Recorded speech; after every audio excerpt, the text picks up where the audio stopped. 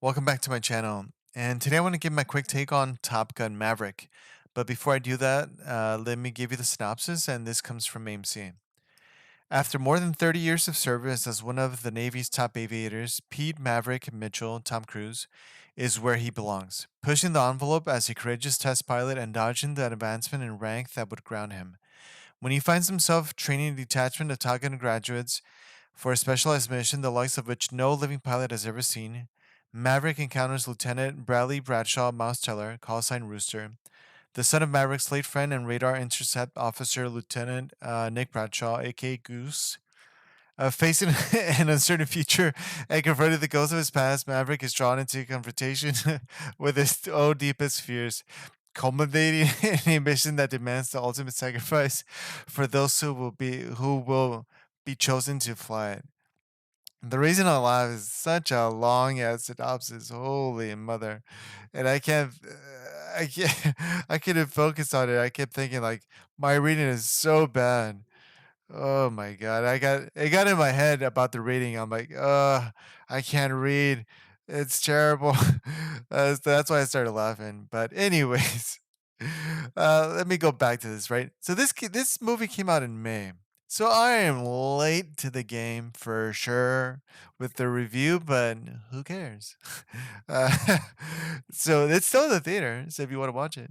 But yeah, it's been in the theaters for quite a few months already. But yeah, I think I didn't start this YouTube channel. I believe I started after this came out. I'm pretty sure. So, ooh. So let's talk about the movie. So this is a sequel to the original, which I believe came out in the 80s. And I didn't see it. I didn't see the original. I haven't seen it yet. Maybe I'll watch it. Probably not. And honestly, you don't need to watch it. It would probably give you some insights into the background for sure, but they they they did it in a way that you don't need it. I certainly I didn't need it, and I enjoyed it. I really really liked this movie, man. I really enjoyed it. By far one of my top films of the year for sure. Maybe the top one, not sure yet. I don't know. Honestly, I don't keep track of that. Maybe I'll do it, for next year, and I'll give my top 10 or something like that. But definitely definitely in the top 10. Where it's gonna place, I don't know.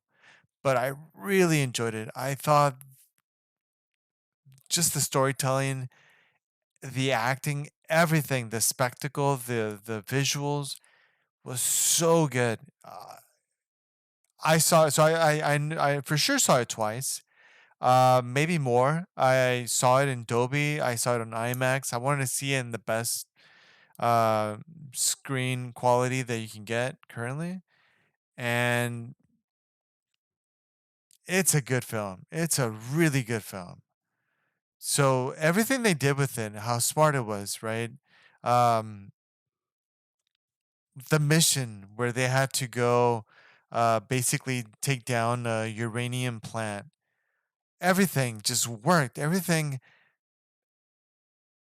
because you heard rumors about what they were going with. Like, okay, is it because there were talks about how to move the story forward they were gonna talk about drones and stuff like that, and they do technically, where they're gonna get replaced eventually with drones, but they still need people to do this for this mission. They still needed people, right? So I just thought how well they worked, how good it was. Just the honestly, that storytelling was so smart. And like I said, the acting was so good with everybody. Everybody did a good job. And obviously, Tom Cruise. Tom Cruise for me is one of my favorite actors. He is. Um, people want to say like, "Oh, he's being Tom Cruise."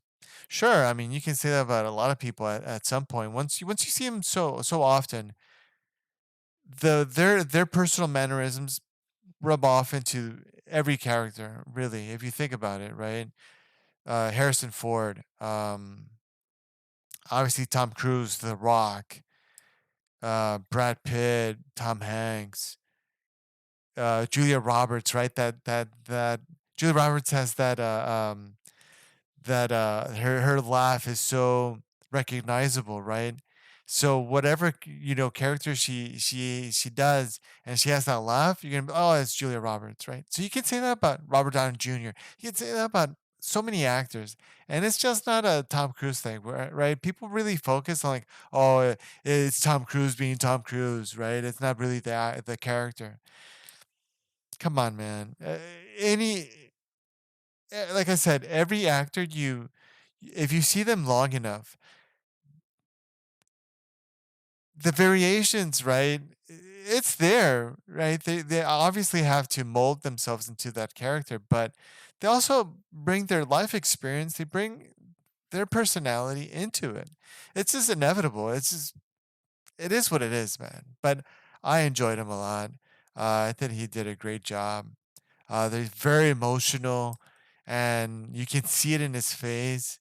And it was really good, man. I really enjoyed it. I highly recommend to watch it. Like I said, you don't need to see the first one. You really don't. They did it in such a way that the story just tells itself. It's a standalone story, really. Like I said, it would help, I guess, to have that backstory, but you don't need it. You don't. I didn't need it. And like I said, I didn't watch it. I obviously knew about the previous one, but I didn't feel the need to go and see it before watching this, and I still wanted to watch it. It's gotten great reviews. I wouldn't say go watch it just because the reviews are great, but it does help. I mean, it tells you like, hey, man, a lot of people are saying positive things. Like, maybe I should go check it out, and a lot of people have. I mean, I think currently at this date, I think like it's made like over 1.4 billion worldwide. So a lot of people have enjoyed it. It's a huge blockbuster.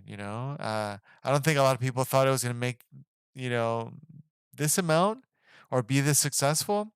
I really doubt anyone really thought that, but pleasantly surprised. I mean, I'm sure that studio is like, hell yeah.